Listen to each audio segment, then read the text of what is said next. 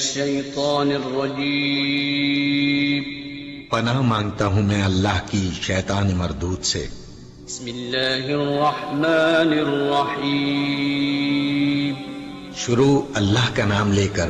جو بڑا مہربان نہایت رحم والا ہے۔ أَيَوَدُّ أَحَدُكُمْ أَن تَكُونَ لَهُ جَنَّةٌ مِّن نَخِيلٍ وَأَعْنَابٍ تَجْرِي مِن تَحْتِهَا الْأَنْهَارُ أَيَوَدُّ أَحَدُكُمْ کیا تم میں سے کوئی یہ پسند کرے گا أَن تَكُونَ لَهُ جَنَّةٌ مِّن نَخِيلٍ وَأَعْنَابٍ کہ اس کا کھجوروں اور انگوروں کا ایک باغ ہو، تجری من تحتها الانہار جس کی نیچے نہریں بہتی ہوں، لہو فیہا من کل الثمرات اس کو اس باغ میں اور بھی ہر طرح کے پھل حاصل ہوں، وَأَصَابَهُ الْكِبَرُ وَلَهُ ذُرِّيَّةٌ ضُعَفَاء اور بڑھاپے نے اسے آ پکڑا ہو اور اس کے بچے ذُرِّيَّةٌ اس کی اولاد ضعفاء ابھی کمزور ہوں، فَأَصَابَهَا إِعْصَارٌ فِيهِ نَارٌ فَاخْتَرَقَتْ اتنے میں ایک آگ سے بھرا بگولا آ کر اس کو اپنی زد میں لے لے، فَاخْتَرَقَتْ پورا باغ جل کر رہ جائے۔ كَذَلِكَ يُبَيِّنُ اللَّهُ لَكُمُ الْآيَاتِ لَعَلَّكُمْ تَتَفَكَّرُونَ اسی طرح اللہ تعالیٰ تمہارے لیے اپنی آیتیں کھول کھول کر بیان کرتا ہے تاکہ تم غور کرو۔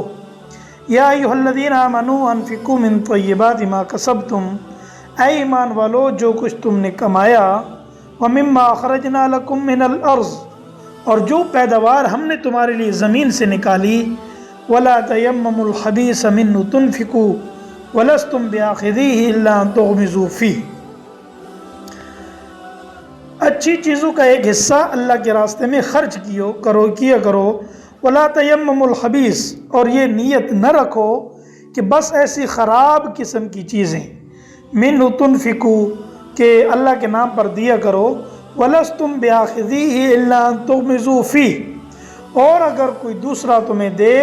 تو نفرت کے مارے تم اسے آنکھیں میچے بغیر نہ لے سکو۔ وَاعْلَمُوا أَنَّ اللَّهَ غَنِيٌّ حَمِيدٌ اور یاد رکھو اللہ ایسا بے نیاز ہے، ہر قسم کی تعریف اسی کی طرف لوٹتی ہے۔ صدقات کو برباد کرنے کی یہ دوسری مثال ہے۔ جس طرح کہ انسان آخری عمر کو پہنچ جائے اور بچے اس کے ابھی کمزور ہوں، اولاد کمزور ہو، وہ بالکل ابتدائی حالت میں ہو اور اس کا ایک بڑا باغ ہو، ایک آگ سے بھرا بگولا ہرے بھرے باغ کو یکا یک تباہ کر ڈالتا ہے، اسی طرح فرمایا ریاکاری یا صدقہ دے کر احسان جتلانا یا کسی اور طرح غریب آدمی کو ستانا یہ صدقہ کے عظیم ثواب کو برباد کر ڈالتا ہے۔ اسی ضمن میں نبی کریم صلی اللہ علیہ وسلم نے فرمایا مجھے اپنی امت پر سب سے زیادہ چھوٹے شرک کا خوف ہے۔ صحابہ نے عرض کیا یا رسول اللہ چھوٹے شرک سے کیا مراد ہے؟ آپ صلی اللہ علیہ وسلم نے فرمایا ریاکاری،